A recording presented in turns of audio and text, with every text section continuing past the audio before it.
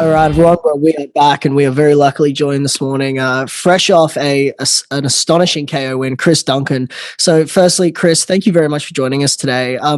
Look, getting straight into it, the first question I wanted to ask you was, you obviously had the big comeback victory in your last fight, where you clearly showed that they don't build them with glass jaws in Scotland. Um, were you being completely reactionary leading up to the finish, or despite being clipped, were you still all there and it was more a case of your equilibrium was just gone? No. I definitely knew what was going on. He had me rocked a little bit. The main thing for me was I've damaged my eye. Mm. I thought it was an eye poke in the fight, but it wasn't. It was the first punch that landed. And if you see back in the video, I wiped my eye a couple of times, maybe 3 or 4 times, trying to clear my vision. I seen double for most of the fight, and then after the fight.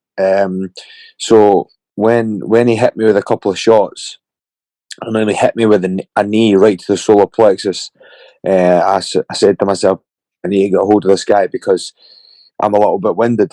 So from there, I said in my post-fight interview, I seen his reactions when he started to get into his groove and he started to become confident. He started making like gestures and like, just things that kind of insinuated that he was getting comfortable.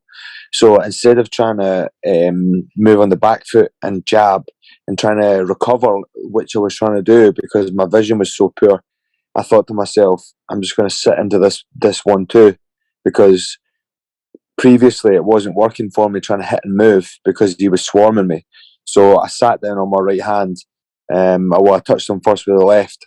And I just made sure I got my head off the centre because when he was throwing the uppercuts, it was catching me because I was trying to dip my level and he was hitting me with the uppercut. So when I threw my 1-2, I made sure my head was right off the centre line and hit him heavy. When I seen him go down, I knew he was out, but I thought, I'm not going to give this guy a chance to get back up. So I just kept going with that. Yeah, Chris. The week before your Contender Series fight, Dana was, obviously quite vocal about the previous Contender Series in terms of, not being what he was really looking for.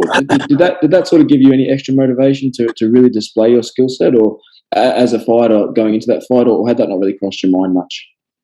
I was a little bit worried because obviously the standards would have been up, but one thing that really did motivate me was when Dana White came through the back and sat us all down, took out all the fighters and sat them all down and told them, it was mainly for his benefit.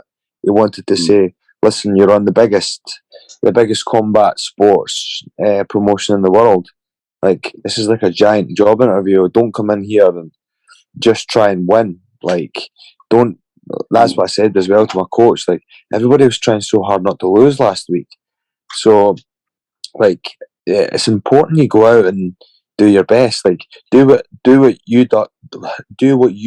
do well, and do what they brought you in for. Because all your last performances, that got you there, but it won't get you in the door. You need to make sure you put on the performance in front of that big stage. Yep, for sure. So, Chris, obviously, this was your second shot at the Contender Series after having an impressive showing last year, but unfortunately falling short there. How were your emotions after the loss last year? And did having some experience already having fought in the Contender Series help you in your preparation for this upcoming fight? Yeah, for sure. As well, I don't know if you knew about all my weight cuts that I'd done the last time. So my opponent pulled out on the Monday. Sean Shelby told me to get ready for Saturday. So I made weight on the Monday and I started the water load again to try and get all that water weight back off. And then that fight didn't happen. And then I got a fight and then like 10 or 12 days notice after that. So I cut weight like 2 and a bit times. And the main thing for me was like there was a lot of things happening in this camp that weren't really bothering me, which would have in the past. So like things like I hurt my back, I hurt my shin, I hurt my calf, and then I had to fly home to get my visa the week before the fight. So I had to fly from the Miami time scale back to the UK time scale for a week, and then fly back to Vegas for a week. So it was all like a bit up in the air, and those things didn't faze me. So I feel like being under that spotlight before definitely did help. and I managed to control my emotions a lot more. And don't get me wrong, like, it didn't go as planned. Obviously, I don't want to get hit at all, but you just got to piss with the cock you got and just get on with it. Of course. Chris, in a previous interview, you talked about, your loss and kind of forced you to go and change your mental approach, to fighting, not being so kill, all the time, as you put it. Did you have to make any major technical adjustments in the gym as well, or in training to account for that sort of mental adjustment, or was it just a mental adjustment you wanted to change?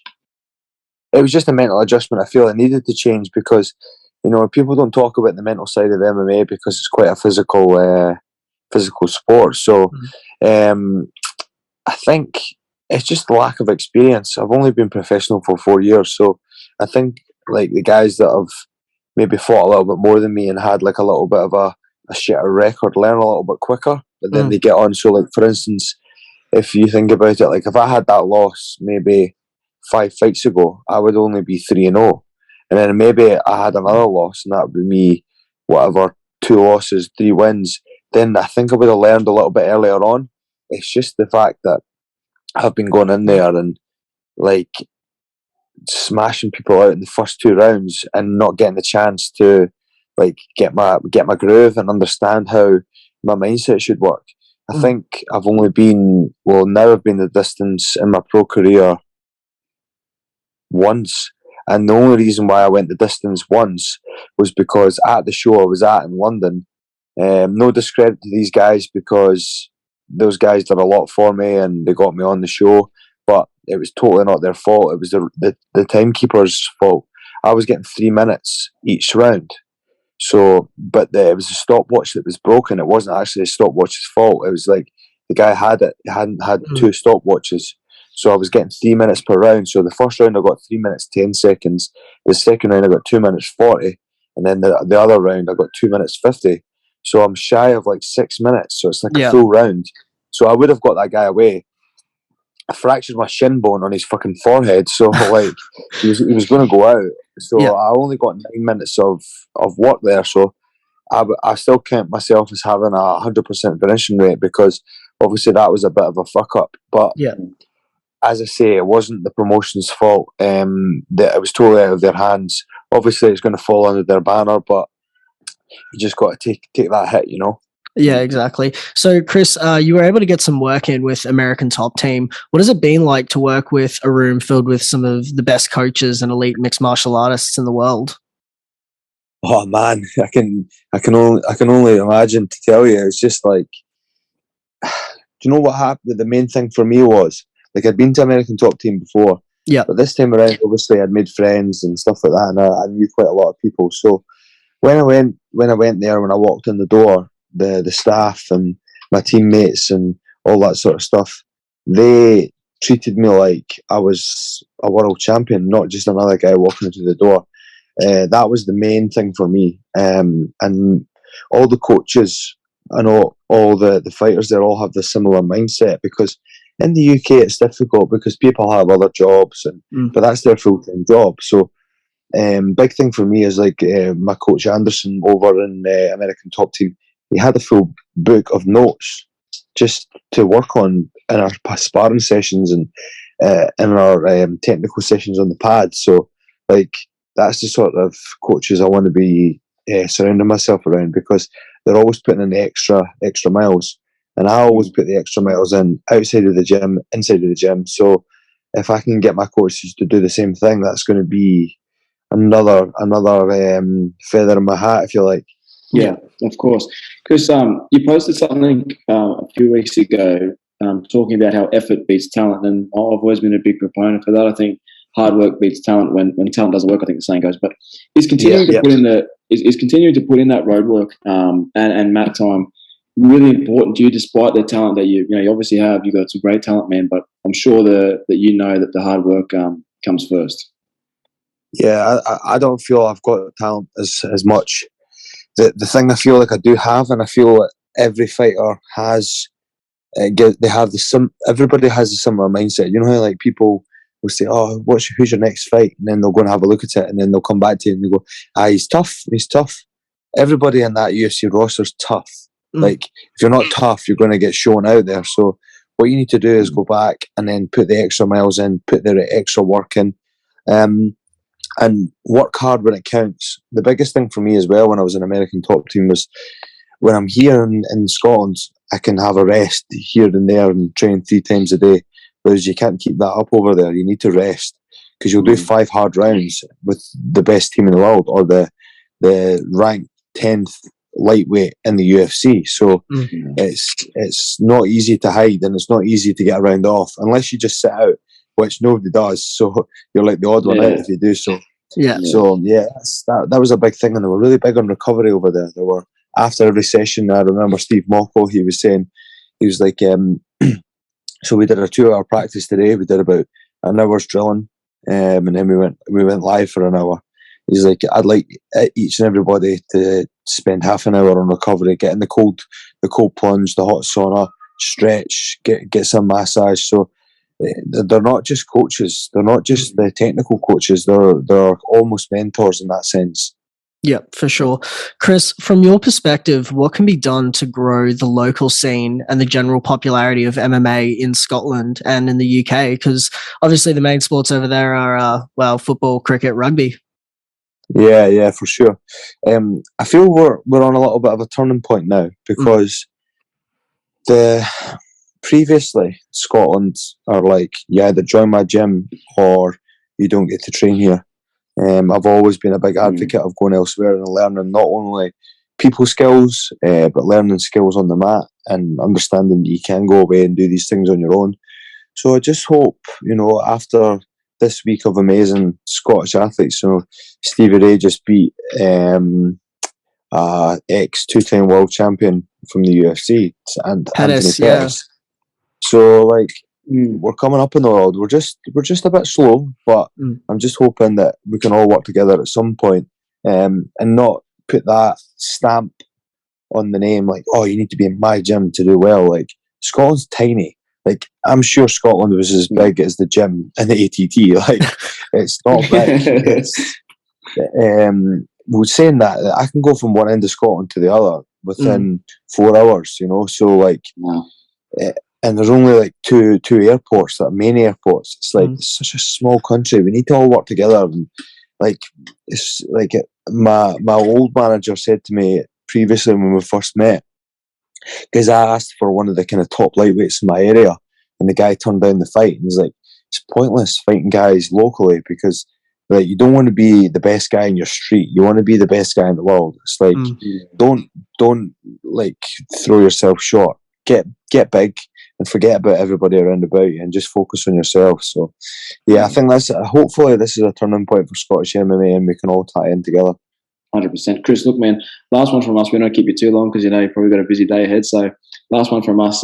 You've had the privilege of sharing the mat several times now with the great Paul Craig, who's obviously a UFC mainstay for a while now, and an incredibly talented jiu-jitsu artist. Can you speak to the value that Paul's obviously been able to add to your career so far? Yeah, when I first trained with Paul, we'd obviously trained quite a bit together, and the biggest thing that I seen from Paul was the growth physically and mentally, because there was something happened. I don't know if it was just after a loss he had to rejig his mindset or rejig his physicality, or I just remember going away and doing a fight camp somewhere. I think it was maybe in Liverpool, and I came back and that guy was like a different person.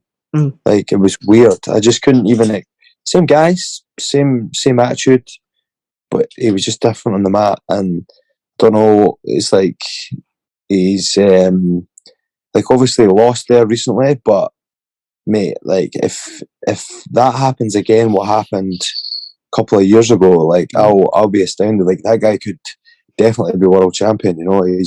It was such a weird feeling. Like, even he's like, I'm big on energy and emotion, and even his energy in the gym was different. And I'm going to ask him eventually. I've asked him a couple of questions about it, but I will ask him again. Was there anything specific? Because I could do with a little bit of that. Yeah. 100%. Look, Chris, we appreciate your time today, man. I want to say a huge congratulations to you, because I was watching that fight and you showed great heart and resilience to be able to weather that storm and get that finish in such an emphatic way. Couldn't be any happier for you from both of us. With massive congratulations. So we look forward to your UFC debut, and we'd love to chat to you again soon, brother. All right? Yeah. Anytime, mate. Anytime you want a wee podcast of that, just give us a shout. Easy, man. Have a good one. You, brother. Thank you. Appreciate it, Chris. Cheers, fellas. Bye-bye. Thank you, brother.